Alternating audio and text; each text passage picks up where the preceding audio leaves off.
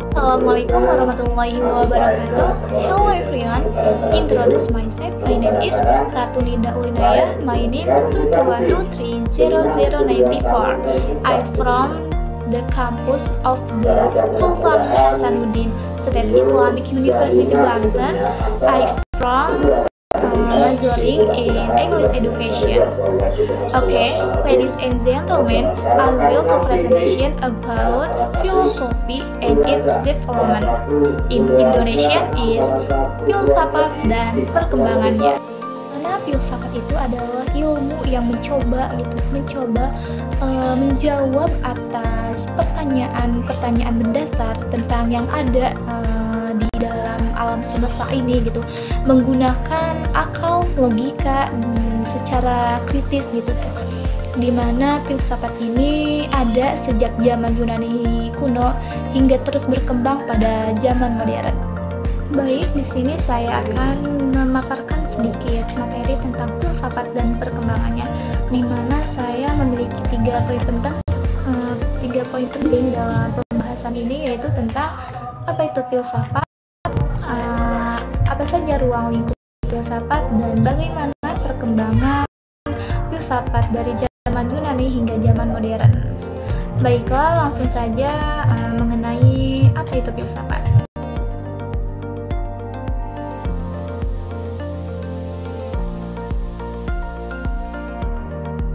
Mungkin sudah tidak asing ya bagi teman-teman gitu mengenai filsafat ini. Jadi filsafat ini muncul sejak abad ke-5 sebelum Masehi di Yunani. Filsafat ini berasal dari kata Yunani yang artinya itu philosophia, the love of wisdom, cinta akan kebenaran atau cinta akan kebijaksanaan. Di mana filosofia ini memiliki dua kata arti yang berbeda, yaitu philos yang artinya mencintai atau mencari, dan juga sophia itu yang artinya kebenaran gitu atau kebijaksanaan, di mana filsafat itu mencari kebenaran dan memahami akan realitas dengan menggunakan akal budi manusia gitu, dengan menggunakan akal budi manusia secara realitas, logis dan sistematis. Menurut para tokoh filsafat, menurut Pak Plato, ia mengemukakan bahwa filsafat itu ilmu yang mempelajari yang ada, baik yang nampak ataupun tidak nampak. Berbeda dengan Pak Aristoteles, ia mengemukakan bahwa filsafat itu adalah ilmu yang meliputi kebenaran di dalamnya yang terkandung ilmu-ilmu metafisika, logika, retorika, etika, ekonomi, politik, dan estetika. Dan menurut René Descartes, ia adalah seorang filsuf atau pemikir rasionalisme, berpendapat bahwa filsafat itu kumpulan segala pengetahuan terkait di mana Tuhan, bagaimana alam semesta ini diciptakan, dan manusia itu sebagai objek penelitiannya.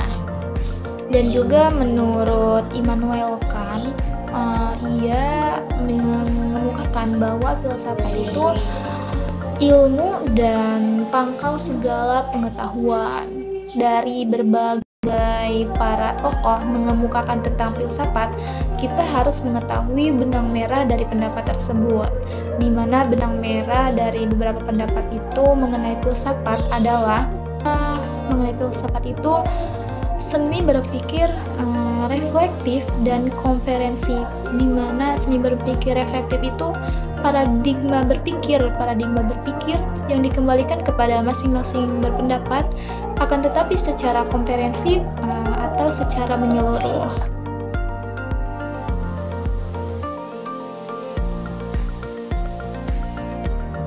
Baik, yang kedua adalah poin yang kedua itu apa saja sih ruang lingkup filsafat?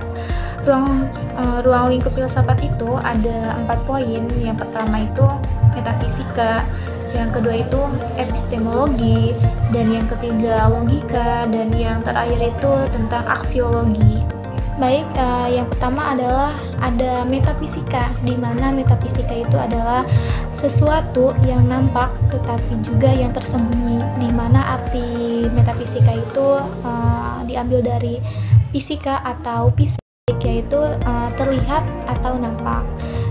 Dan juga meta itu artinya kebalikan dari fisika, yaitu tidak nampak, di mana metafisika ini mempelajari apa itu realitas, mempelajari hakikat dari realitas, dan juga mengkaji hal-hal yang abstrak. Seperti contoh halnya dari metafisika ini adalah menangis, di mana menangis ini tidak hanya ditafsirkan hanya dia itu bersedih gitu, tetapi menangis juga bisa dia itu sedang bahagia. Nah, jadi dari metafisika ini gitu, hakikat realitas itu tidak hanya bisa dilihat tetapi juga dapat dirasakan. Dan yang kedua itu ada epistemologi, di mana epistemologi itu artinya pengetahuan, mengenai bagaimana cara kita mencari pengetahuan, bagaimana cara kita mengetahui sesuatu gitu. Yang ketiga itu ada logika, di mana logika itu bersumber dari inspirasi atau ilmu pengetahuan manusia, bahwasannya manusia ini hidup di dunia ini gitu, dilengkapi dengan logika. Allah Subhanahu wa Ta'ala menciptakan manusia dikaruniai dengan logika agar berbeda dengan makhluk yang lainnya, yaitu dengan diberikannya logika atau akal, bahwasannya inspirasi dan ilmu pengetahuan itu hanya diciptakan oleh manusia. Yang keempat itu ada aksiologi, di mana aksiologi itu adalah mengenai nilai-nilai, yaitu nilai-nilai etika dan estetika. Di filsafat ini diatur gitu, di mana nilai-nilai etika mengenai perilaku manusia, baik buruknya, sopan dan tidak sopannya, dan juga sama halnya dengan estetika, yaitu nilai keindahan. Ini lebih ke penampilan dan juga seni, indah atau tidak indah, bagus atau jelek gitu. Nah, itu adalah beberapa dari poin ruang lingkup filsafat, yaitu ada 4. Yang pertama itu ada epistemologi, yang kedua metafisika, yang ketiga logika, dan yang keempat itu aksiologi.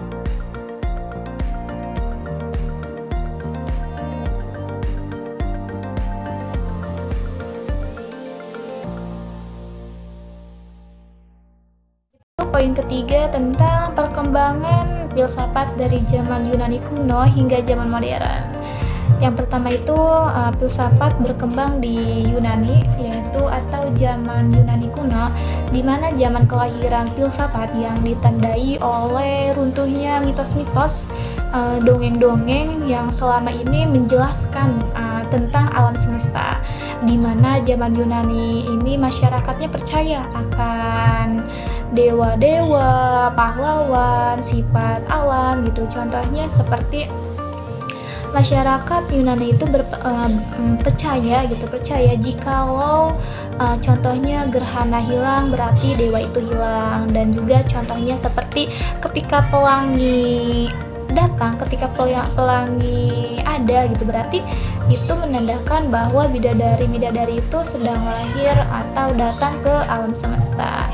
Nah, dari mitos-mitos ini gitu muncullah teori kosmologi,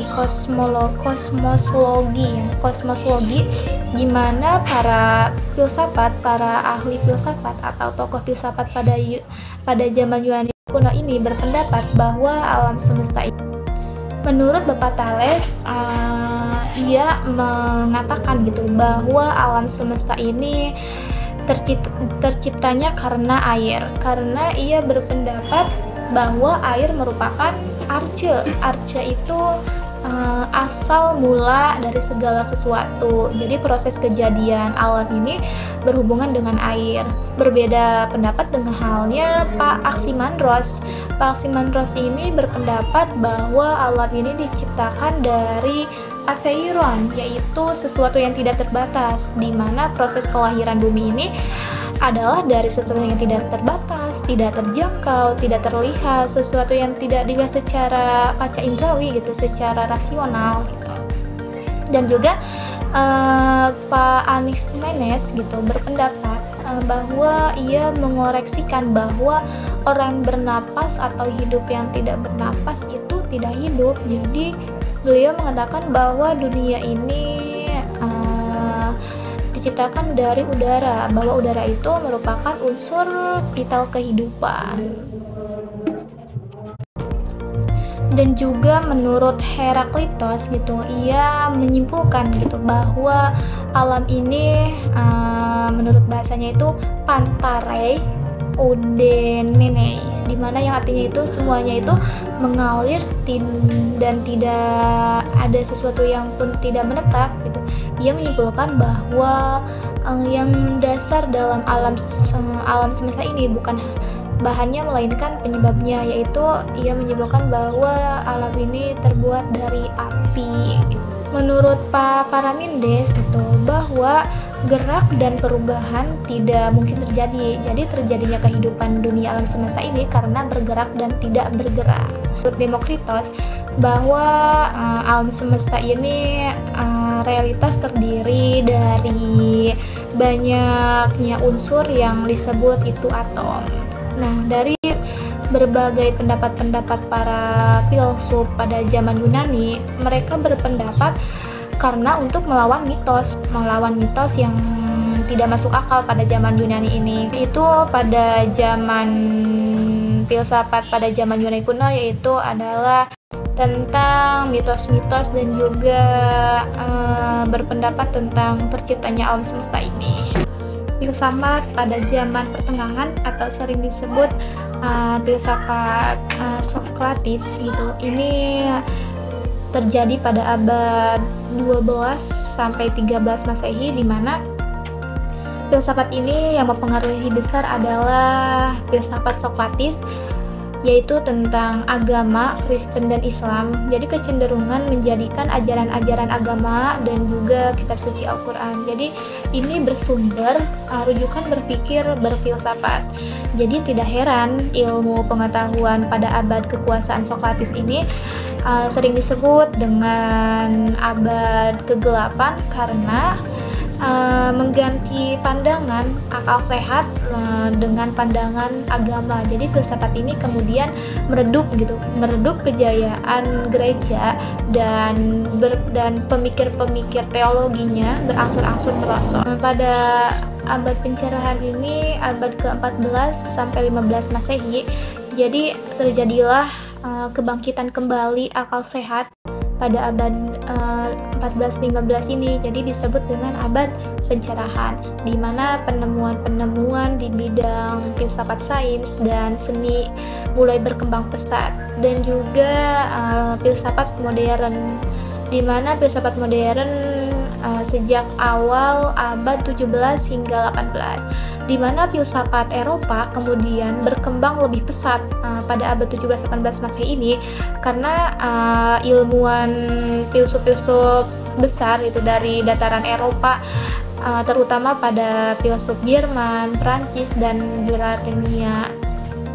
Dan juga ada filsafat zaman postmodern abad 19, karena di zaman ini nih corak pemikir yang berkembang pada masa ini. Halo guys, ini nama-nama para filsuf filsafat di zaman modern.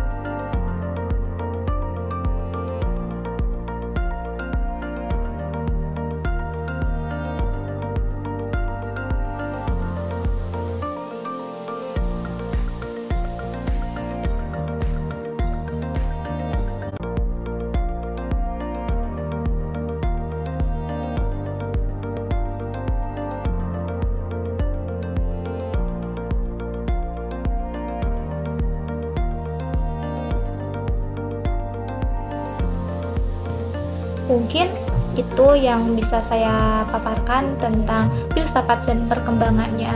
Mungkin itu yang bisa saya sampaikan. Kurang dan lebihnya mohon maaf. Wassalamualaikum warahmatullahi wabarakatuh. Terima kasih semuanya.